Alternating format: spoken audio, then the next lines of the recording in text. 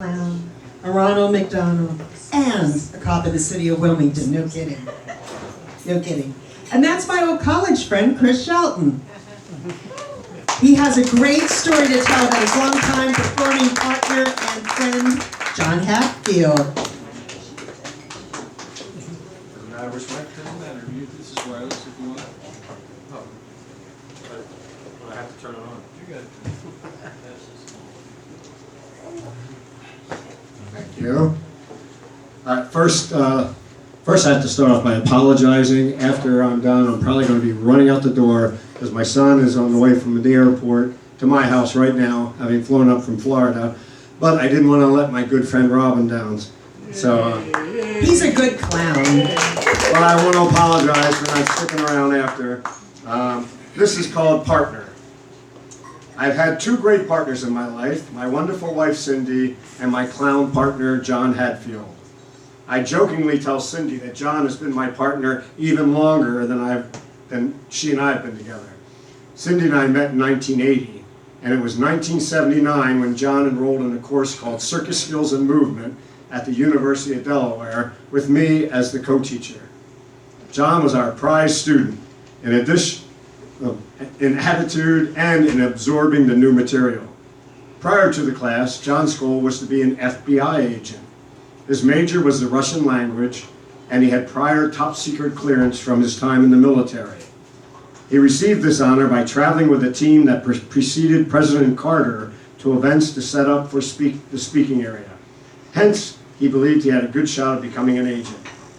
However, a couple of months after the circus class ended, John called me and asked if I would like to put together a clown variety act with him. At the time, I was trying to decide what to do with 4 years of college theater, so I replied, "Let's do it." The UD Theater Department had just recently acquired Hartshorn Building, which was mostly empty with no restrictions on entering and using the space. So John and I met there every day and practiced skills and planned strategies. With most comedy teams, the usual formula is for the bigger guy to get bested by the little guy. John is the bigger of the two of us, and although we did start out with that format in mind, we quickly learned that it didn't work for us. You see, John was more of an innocent, childlike character, so I soon developed to be the in-charge character. As a result, John would always end up getting the best of me, which was great. That gave me a chance to showcase my fall-down skills.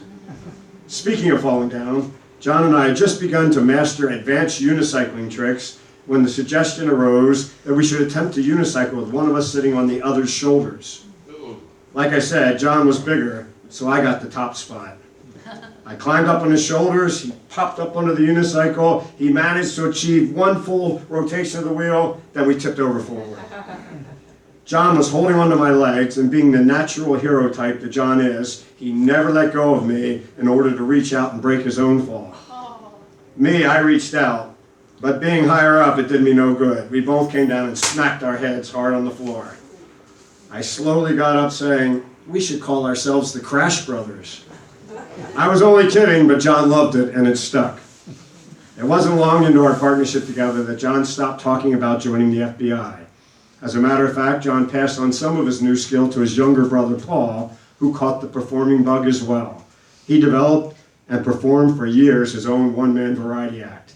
And throughout our lives, the three of us have taught classes and inspired others to join the performing field, which I believe is a good thing. However, I used to wonder if John's parents were happy that I came along. Despite tours and separate circuses, my time as a police officer and as the corporate icon for McDonald's, John's time auditioning and gaining parts in movies and commercials, and our own solo shows, John and I still managed to produce a high-rated Crash Brothers stage show, which we performed locally, then nationally, and then internationally. We worked at Disneyland, we worked at the White House during the first Bush administration, we worked several locations for first night and music festival activities, and we did tours in Taiwan and Bangkok, Thailand, and actually other Asian countries who seem to love our form of physical comedy. And besides the clowning fun, we had other adventures along the way. We chased down a pickpocket at the Square Fair in Lima, Ohio, and another one in Bangkok. We also had to nearly fight our way out of a rip-off club in Bangkok that was trying to extort money from us. It was mostly our developed acting ability that convinced the shakedown perpetrators that they did not want to mess with us. Comedy teams are often like bands in that they eventually split up due to tensions or artistic differences, but in all the years John and I never even had an argument. And we learned early on to trust each other's opinion regarding our routines and what we each do best. And although grown men don't usually use the term BFF or even best friend, that is what John has been to me for 40 years. He is always there when I need support, guidance, even protection, and he is a great partner. Thus, he was the only choice to be best man for my wedding to my life partner, Cindy, where John and I passed 6 juggling clubs back and forth with my lovely bride standing in the middle. Trust among partners.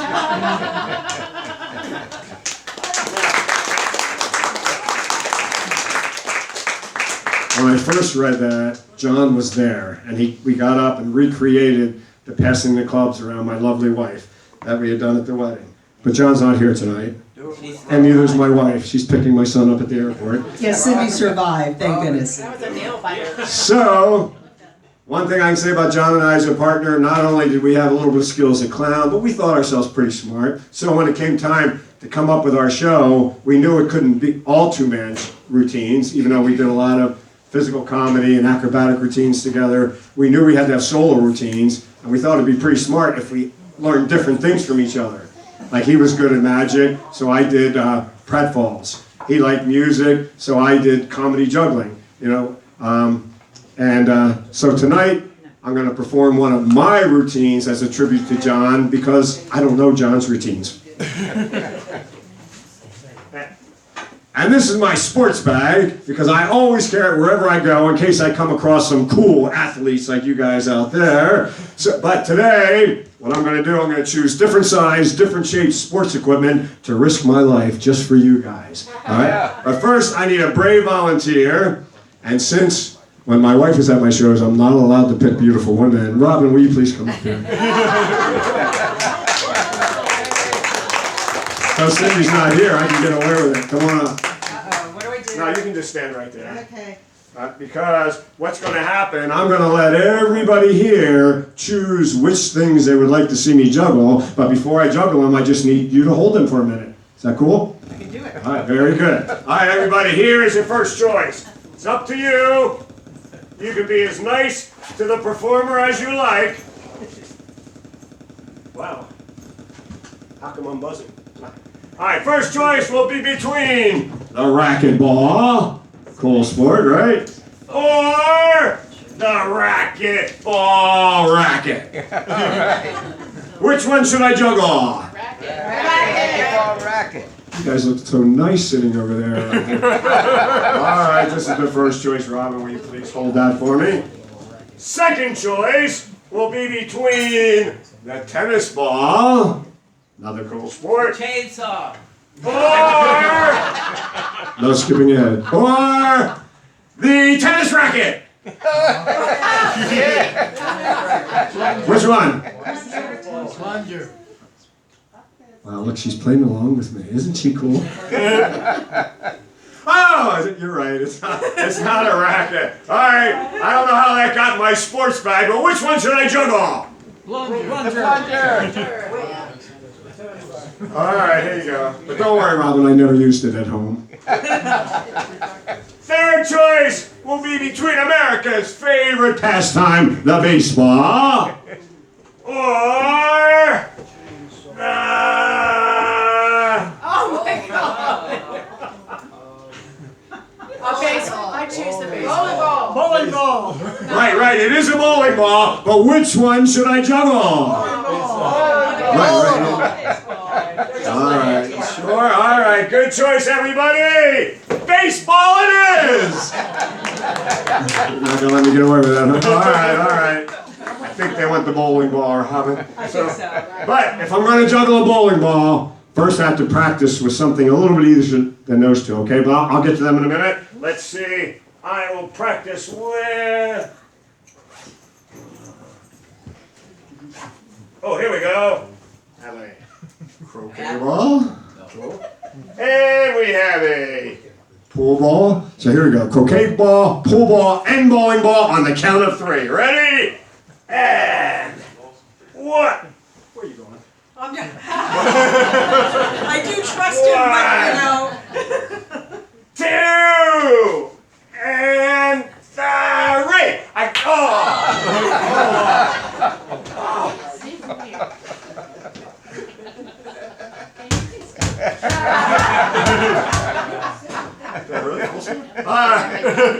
What, you didn't think I'd hit myself in the head with a bowling ball, did you? I may be silly, but I'm not crazy. Here is the real bowling ball.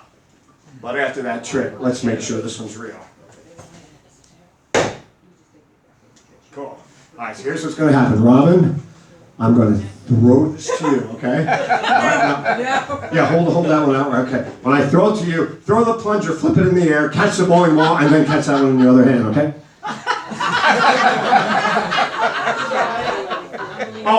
No, I'm sorry, I'm the juggler. I'm sorry. I forgot, okay. All right, I will take these one at a time then. You really want me to juggle these? Yes. All right then, time to take the plunge. All right. Hey, what's the racket back there? Really bowling them over with these jokes. Think I have enough room? Oh wait, if I actually get these 3 going in the air, at some point I'll throw the racket away, I'll throw the ball up on top of the plunger and end with a cool balance. Watch. Nah, that's okay. This will make it more challenging. And go. Wow. Oh, I didn't know how bad the light was going to be. For juggling, I mean, it's beautiful lighting.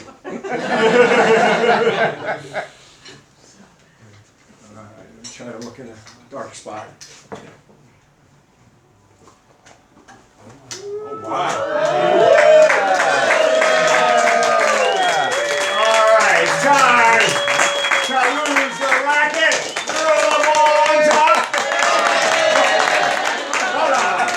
That's not it. That's not it. The cool balance. Yeah.